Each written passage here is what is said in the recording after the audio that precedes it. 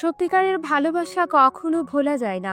একটি ছেলে তার ভালোবাসার মানুষটির জন্য কিরকম পাগলামি করতে পারে সেটি দেখব আজকের গল্পে। ছেলেটির অনেক স্বপ্ন ছিল তার প্রেমিকাকে নিয়ে, কিন্তু বেঁচে থাকতে তা পূরণ করতে পারেনি। ঘর সংসার করতে পারেনি, কিন্তু মরার পর একদিনের জন্য হলেও সেই ইচ্ছাগুলো পূরণ করতে চায়। মৃত প্রেমিকাকে নিয়ে সে সংসার করতে চায়। শুনতে অদ্ভুত লাগলেও এই ভালোবাসার গল্পটাই এইরকম, যা আপনার হৃদয় ছুঁয়ে যাবে। পুরো কাহিনী শোনার পর আপনি ইমোশনাল হয়ে যাবেন। এমন গল্প এর আগে কখনোই শুনেননি। তো চলুন আর কথা না বাড়িয়ে দেখে আসি মূল গল্পের কাহিনী। শুধু একটাই অনুরোধ, চ্যানেলে নতুন হয়ে থাকলে সাবস্ক্রাইব করে ফেলুন। মুভির শুরুতেই আমরা বৈশাখ নামে একজনকে দেখি।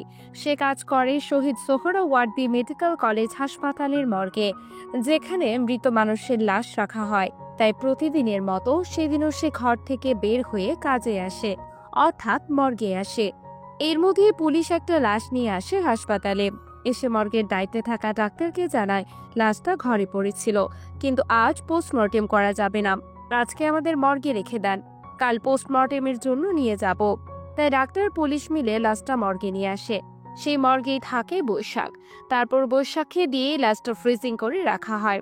মর্গে রাখার পর পুলিশ ডাক্তারকে জানায় সকাল সকাল লাশটা পোস্টমর্টেমের জন্য নিয়ে যাব। এই বলে পুলিশ চলে যায়। তখন দেখা যায় মর্গের রুমের দরজা লাগিয়ে বসে সিগারেট খায় বৈশাখ। তখন হঠাৎ তার মাথায় আসে লাশের দেখায় সেই হাত। লাশটার হাতে সে একটা আংটি দেখেছিল, যেটা তার পরিচিত লাগে। তাই ফ্রিজিং থেকে লাশ বের করে আবার হাতটা দেখে সে। তারপর ধীরে ধীরে মুখের উপর থেকে কাপড় সরালে একদম স্তব্ধ হয়ে যায়। লাশটা আর অন্য কারো নয়, লাশটা তার ভালোবাসার মানুষ নহরের। এরপর সিন শিফট হয়। নহরের পেছনের সিনগুলো দেখানো হয়। নহর থাকে তার মায়ের সাথে। সে কাজ করে হোম কেয়ারে, অর্থাৎ সে বাসায় গিয়ে এক অসুস্থ বয়স্কের দেখাশোনা করে। এই পর্যায়ে আবার দেখানো হয় মর্গ। সেখানে নহরকে লাশ অবস্থায় দেখে বৈশাখ একদম নীরব হয়ে যায়। ভালোবাসার মানুষকে হঠাৎ এমন লাশ হতে দেখলে যে কেউ এমন স্তব্ধ হয়ে যাবে, এটাই স্বাভাবিক। এবার বৈশাখ স্তব্ধ অবস্থায় নহরের বন্ধ চোখগুলো খুলে ফেলে, যাতে অ্যাটলিস্ট চোখগুলো সে দেখতে পায়। এরপর সিন শিফট করে দেখানো হয় পুরনো দিনের বৈশাখ নহরকে। নহর বাসায় হোম কেয়ারের কাজ শেষ করে বাইরে আসলে দেখে বৈশাখ দাঁড়িয়ে আছে। এই বৈশাখ তখন সারাদিন জুয়া খেলতো।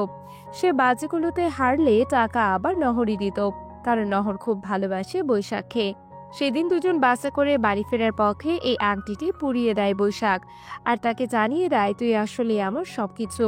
এর পরের সিন শিফট করে নিয়ে আসা হয় মর্গে। বৈশাখ তখন মর্গ থেকে বের হয়ে ইমার্জেন্সিতে আসে। তারপর সেখান থেকে একটা হুইল চেয়ার এবং অন্যরকম রুম থেকে কাপড় নিয়ে চলে আসে আবার মর্গে। তখন আবার দেখানো হয় বৈশাখ এবং নহরের স্মৃতি। দুজন এক জায়গায় ঘুরতে যায়, যেখানে নহর চা খায়, অন্যদিকে বৈশাখ সিগারেট না ধরাতে পারলে সেটা ধরাতে সাহায্য করে নহর। তখন দেখা যায় তাদের ভালোবাসা কত গাঢ়। ভালোবাসা দেখানোর পর সিন মর্গে আসলে দেখা যায় বৈশাখ ফ্রিজিং থেকে নহরের লাশ বের করে হুইল চেয়ারে রাখছে। তারপর কাপড় দিয়ে সেই লাশটা বাঁচাতে থাকলে দরজায় কেউ একজন নক করে। প্রথমে নক করাতে চমকে উঠলেও তারপর দরজা খোলে বৈশাখ। এরপর দেখে হাসপাতালের এক কর্মচারী সিগারেট ধরানোর জন্য তার কাছে ম্যাচ চাইতে এসেছে।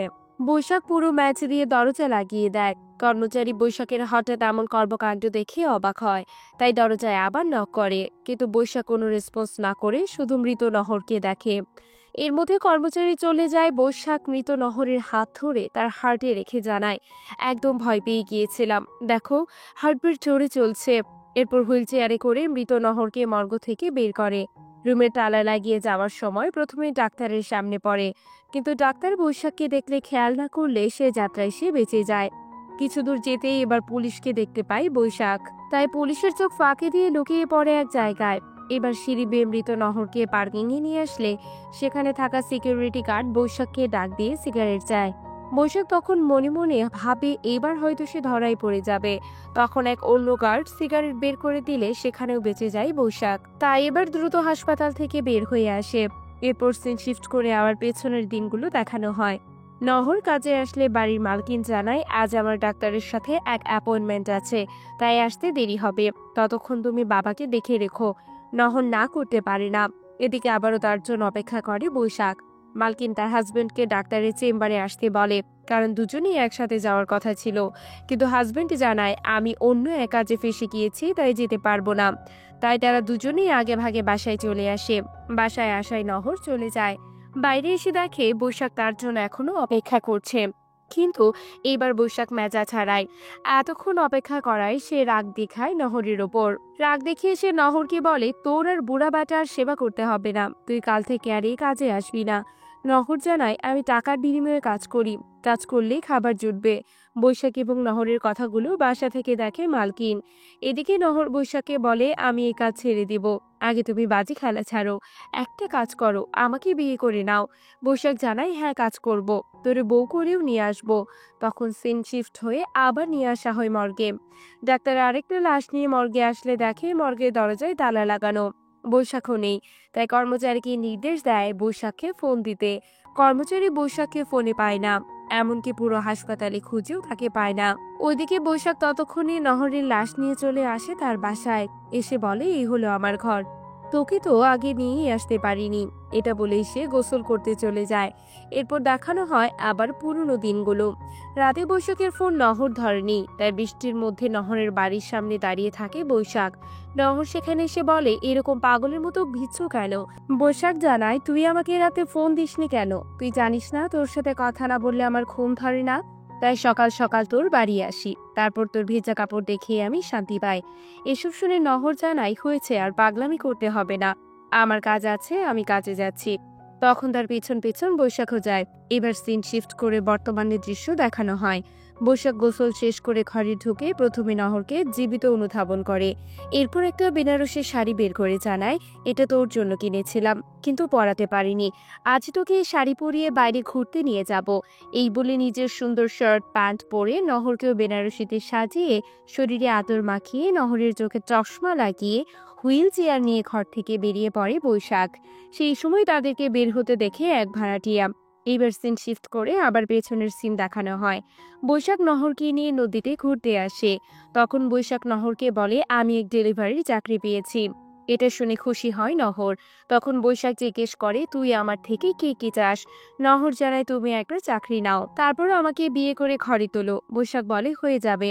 এরপর আরো বলে, আজকে একটা বাজি আছে, যদি আজকে জিতে যাই তাহলে তোকে নিয়ে খেতে যাব, সিনেমা দেখতে যাব। এরপর সিন শিফট করে বর্তমান দৃশ্যে চলে আসে। হাসপাতালে পুলিশ সিসিটিভি চেক করে দেখে বৈশাখ লাশটা নিয়ে গেছে। হাসপাতালের এমডি জানায়, সে অনেকদিন ধরে এখানে কাজ করছে, তাই তার লাশের সাথে ভালো সম্পর্ক গড়ে উঠেছে, এই জন্য সে লাশটা নিয়ে যেতে পেরেছে। পুলিশ এবার বৈশাখের বাড়ির ঠিকানা চায়। ডাক্তার জানায়, আগের ঠিকানা আছে, যেটা তার থাকে না। পুলিশ বর্তমান ঠিকানা চায়, কিন্তু বৈশাখের বর্তমান ঠিকানা কারো জানা ছিল না। তখন এই কর্মচারীটা জানায়, আমি জানি তার নতুন বাসার ঠিকানা। এবার পুলিশ তাকে নিয়ে বৈশাখের বাড়ি যেতে থাকে। বাড়ি আসলে দেখে দরজায় তালা লাগানো। তখন অন্য ভাড়াটিয়াকে জিজ্ঞেস করলে সে জানায়, কিছুক্ষণ আগে হুইল চেয়ারে করে একজনকে নিয়ে মেইন রোডের দিকে গিয়েছে বৈশাখ। ওইদিকে বৈশাখ নহরকে নিয়ে ততক্ষণে একটি গাড়িতে ওঠে। পুলিশ মেইন রোডে এসে তাদের না পেলে সিসিটিভি ক্যামেরা লক্ষ্য করে, তাই পুলিশ অফিসার তার ফোর্সকে নির্দেশ দেয় সিসিটিভি ফুটেজ চেক করতে। ওইদিকে বৈশাখ গাড়িতে করে ঘুরতে ঘুরতে মৃত নহরের সাথে কথা বলতে থাকে। সে বলে, ঢাকা শহর কত বদলে গেছে দেখেছিস, আমি এত বছর ধরে তোর থেকে দূরে আছি, কিন্তু তোকে ঠিকই আগের মতো ভালোবাসি। এরপর তারা জামে আটকে গেলে একটা বাচ্চা ফুল বিক্রি করতে আসে। তখন আবার পেছনের সিন দেখানো হয়। বৈশাখ এক ফুল নিয়ে এসে নহরদের বাসার ছাদে এসে জানায়, আমি বাজি জিতে গেছি, তুই এই বেলি ফুলের সাথে লাল রঙের শাড়ি পরে বের হবি, আমরা একসাথে রেস্টুরেন্টে খাবো, তারপর সিনেমা দেখব। নহর জানায়, ঠিক আছে। তখন একজন ছাদে উঠলে ভয়ে পালিয়ে যায় বৈশাখ। এদিকে বর্তমান দৃশ্যে বৈশাখ নহরকে নিয়ে গাড়ি বের করে যেতে থাকলে ড্রাইভার গাড়ির মধ্যে গন্ধ অনুভব করে। আবার বৈশাখ নহরের সাথে উদ্ভট আচরণও করে। ড্রাইভার জিজ্ঞেস করে, আপনার বউয়ের কি কিছু হয়েছে? বৈশাখ জানায়, কিছু না, আপনি গাড়ি চালান।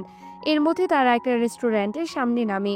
তখন পিছনের দিনের খাবার খাওয়া দেখানো হয়। দুজন মজা করে খাবার খায়, তারপর সিনেমাও দেখে। এদিকে বর্তমানে দৃশ্যে সে নহরের মৃত লাশ নিয়ে একটা রেস্টুরেন্টে খেতে আসলে পুলিশ তাদের গাড়ি সিসিটিভি ক্যামেরায় দেখে। তারপর জানতে পারে গাড়িটা একটা রেস্টুরেন্টের সামনে দাঁড়িয়েছে। পুলিশ এবার সেই রেস্টুরেন্টের দিকে যায়। এদিকে বৈশাখ মৃত নহরকে নিয়ে রেস্টুরেন্টে খেতে বসে। ওইটার খাবার দিতে এসে গন্ধ অনুভব করে, তখন স্প্রে দেয় বৈশাখের নজর আড়াল করে। খাবার চলে আসলে বৈশাখ নহরের দিকে একটা প্লেট এগিয়ে দেয় আর নিজেও খেতে শুরু করে। তখন বৈশাখ বলে, অনেকদিন তো তুই আমাকে খাইয়ে দিয়েছিস, আজকে আমি তোকে খাইয়ে দেব। এরপর খাবার খাওয়ানোর সময় বৈশাখের শার্টে লেগে যায়।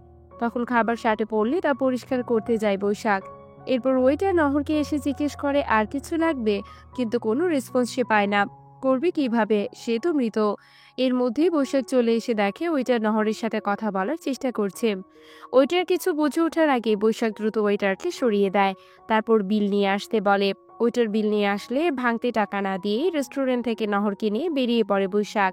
এর মধ্যে পুলিশ চলে আসে রেস্টুরেন্টে। এসে ওয়েটারকে বৈশাখের ছবি দেখালে ওয়েটার জানায়, হ্যাঁ, একজনকে হুইল চেয়ারে করে খেতে নিয়ে এসেছিল, একটু আগে চলে গিয়েছে। এদিকে তখন বৈশাখ নহরকে নিয়ে হাঁটতে থাকলে টিভিতে এক নিউজ তার চোখে পড়ে। নিউজটা হচ্ছে একজন হাসপাতালের মর্গ থেকে লাশ চুরি করে পালিয়ে গেছে। যার লাশ চুরি করে পালিয়েছে তাকে বাড়িতে মৃত অবস্থায় পাওয়া গিয়েছে। এখন সে আত্মহত্যা করেছে নাকি এমনি মারা গিয়েছে সেটাও জানা। অর্থাৎ নিউজটা বৈশাখ এবং নহরেরই ছিল। সেটা বৈশাখ দেখে দ্রুত রাস্তা থেকে সরে আসে আর এক জায়গায় বসে মৃত নহরের সাথে গল্প করে। এই পর্যায়ে সে সিন শিফট করে আমাদের আবারও পেছনের দিনগুলো দেখানো হয়। নহর তার কাজ শেষ করে বাড়ি আসলে মা বলে, দ্রুত রেডি হয়ে নে, বাড়িতে মেহমান এসেছে। নহর জিজ্ঞেস করে কে এসেছে। মা বলে তোকে দেখতে এসেছে। এটা শুনে অবাক হয়ে যায় নহর। তখন নহর বলে, এখন আবার আমাকে কে দেখতে আসলো? আমি বলেছি না আমি এখনো বিয়ে করব না। মা বলে, তোর বাবা নিয়ে এসেছে, আর দেখতেই তো এসেছে, দেখতে আসলেই তো আর বিয়ে হয়ে যায় না। নিরুপায় হয়ে শাড়ি পরে আসে নহর। এরপর আবার সিন শিফট করে দেখানো হয় বর্তমানের দৃশ্য। পুলিশ খুঁজে পায় গাড়ির ড্রাইভারকে জিজ্ঞেস করে তাদের কোথায় নামিয়ে দিয়েছেন। ড্রাইভার জানায় বাবু বাজার ব্রিজের কাছে। তখন বৈশাখ এবং মৃত নহরকে দেখা যায় সদরঘাটে। সেখানে বৈশাখ নহরকে বলে, এখানে আমরা কত দেখা করেছি, কিন্তু তুই অন্য হওয়ার পর 7 বছর কেটে গেছে আর এদিকে আসা হয়নি। কিন্তু এই 7 বছর সুইসাইড করার জন্য অনেকবার ব্রিজে উঠেছি, কিন্তু সুইসাইড করার সাহস পাইনি। তখন আবার সিন নিয়ে যাওয়া হয় পেছনের দিনগুলোতে। দেখা যায় নহরের বাবা জানায়, ছেলে তোকে পছন্দ করেছে, খুব দ্রুতই তোর বিয়ে। এইটা শুনে আরো ভেঙে পড়ে নহর। ওইদিকে বৈশাখকেও ফোনে পায় না নহর, তাই সে বৈশাখীর বাড়িতে যায়। সেখানে গিয়েও দেখে দরজায় তালা লাগানো। পাশের বাসার ভাড়া দিয়ে জানায় ড্রাগস ডেলিভারি দিতে গিয়ে পুলিশের হাতে ধরা খেয়েছে, এখন হাজতে আছে। নহর হাজতে দেখা করতে আসে বৈশাখের সাথে। এসে বলে, তুমি এসব উল্টো পাল্টা জিনিস ডেলিভারি করতে গিয়েছো কেন? বৈশাখ জানায়, আমি তো জানতাম না ভিতরে কি আছে। আমাকে শুধু মাল দিত, আমি সেটা ডেলিভারি দিতাম, ভেতরে কি আছে সেটা আমি খুলেও দেখিনি। এসব বলার পর বৈশাখ নহরকে জানায় সে যেন দ্রুতই তাকে এখান থেকে বের করে নিয়ে আসে। তবে নহর কোনো কথা না শুনে চলে যায়। সিন শিফট হয় বর্তমানে।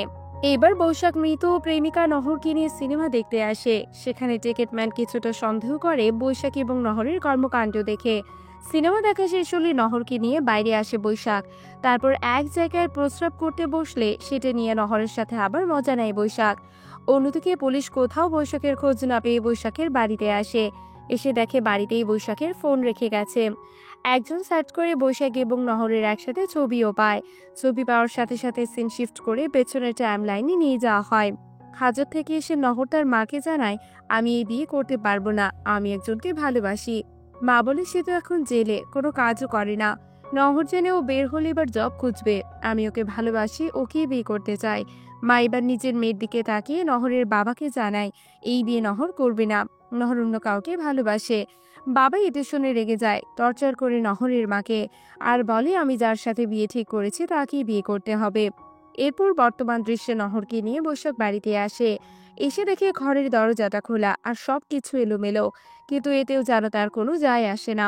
নহরকে রেখে নিজ হাতে রান্না করে। রান্না করার পর মৃত নহরের দিকে এক প্লেট রেখে নিজেও খেতে বসে। নিজেও খেতে খেতে বলে, আমি নিজে হাতে রান্না করেছি, খা। তোর কথা ছিল আমাকে রান্না করে খাওয়ানো, কিন্তু এখন আমিই তোকে খাওয়াচ্ছি। এরপর নহরকে নিয়ে টিভিও দেখতে শুরু করে বৈশাখ।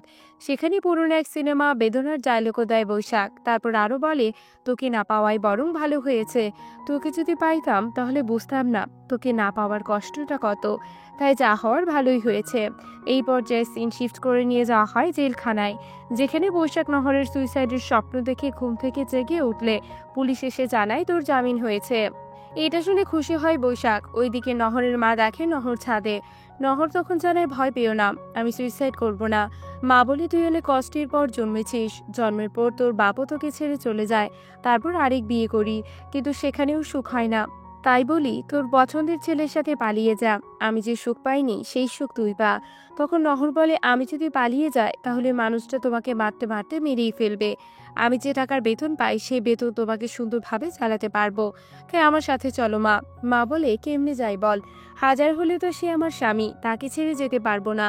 তখন নহর বলে, বৈশাখ আমাকে খুব ভালোবাসে, কারণ সে ইয়াতিম, আমি ছাড়া তার আপনজন আর কেউ নেই, কিন্তু তোমাকেও ছাড়তে পারবো না। তখন সিন শিফট করে আবার বৈশাখের বাড়িতে নিয়ে আসা হয়।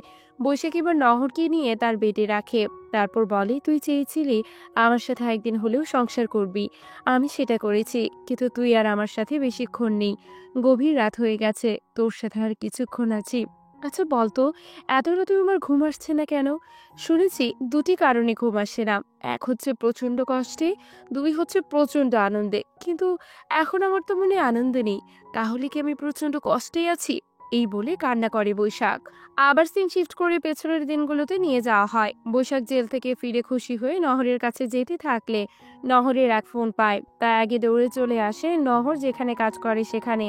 তারপর সেখান থেকে নহরকে নিয়ে চলে আসে সদরঘাটে। সেখানে বৈশাখ নহরকে জিজ্ঞেস করে, তুই অন্যজনের সাথে বিয়েতে রাজি হলি কেন?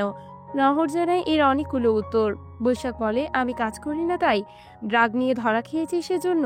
নহর জানায়, তুমি তো আগেও কিছু করতে না, আমার টাকায় দুজন অনায়াসে চলতে পারতাম, কিন্তু আমি বড় হয়েছি সৎ বাবার ঘরে, জ্ঞান হওয়ার পরপরই মাকে সৎ বাবার কাছে শুধু মার খেতেই দেখেছি।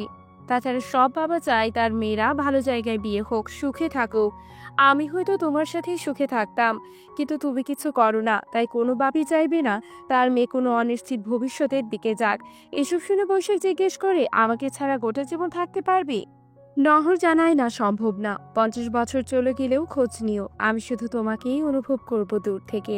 এই বলে চলে যেতে চাইলে নহরের পায়ে পড়ে বৈশাখ, বাধা দেয় তাকে ছেড়ে চলে না যাওয়ার জন্য। তারপরও চলে যেতে চায় নহর।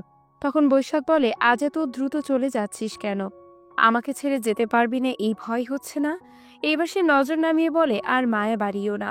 তখন পেছন থেকে বৈশাখ নহরকে জড়িয়ে ধরে শেষবারের মতো আর চলে যেতে নিষেধ করে, কিন্তু নহর চলেই যায়।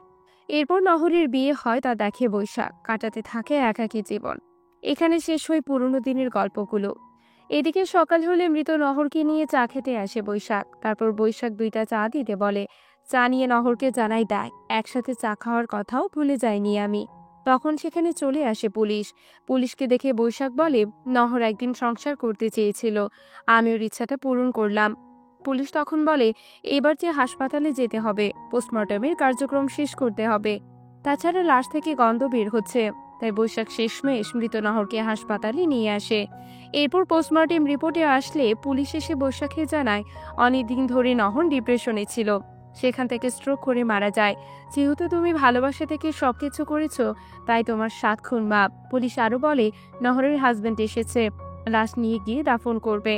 তারপর নহরের নিথর দেহ ধুয়ে কবর দেওয়া হয়। সেই কবরের পাশে আরেকটা কবর খুঁড়ে সেখানে শুয়ে থাকে বৈশাখ। আর এখানে মুভিটি শেষ হয়ে যায়। এই জন্মে তাদের মিল না হলেও পরের জন্মে হয়তো তাদের মিল ঠিকই হবে। শেষ দৃশ্যটা যেন একটা আয়নায় ধরেছে আমাদের সামনে, যেখানে শুধু চরিত্রগুলো না, আমরাও দেখি নিজেদের হারিয়ে যাওয়া অনুভূতিগুলো। দেয়ালের দেশ শুধু এক একটা গল্প নয়, এটা আমাদের ভেতরের দেওয়াল ভাঙার আহ্বান। আমরা সবাই কোনো না কোনো দেয়ালের মাঝে আটকে আছি, কারোটা ভয়, কারোটা স্মৃতি, আবার কারোটা সমাজের চাপ। এই সিনেমা শেখায়, বেঁচে থাকা মানে শুধু নিঃশ্বাস নেওয়া না, বেঁচে থাকা মানে দেয়াল পেরিয়ে আলোয় পৌঁছানো। গল্পটি আপনাদের কাছে কেমন লেগেছে তা অবশ্যই কমেন্ট করে জানাবেন। ভালো লাগলে একটি লাইক করে দিবেন। নতুন হয়ে থাকলে চ্যানেলে সাবস্ক্রাইব করে ফেলুন। আজ এখানে বিদায় নিচ্ছি। আল্লাহ হাফেজ।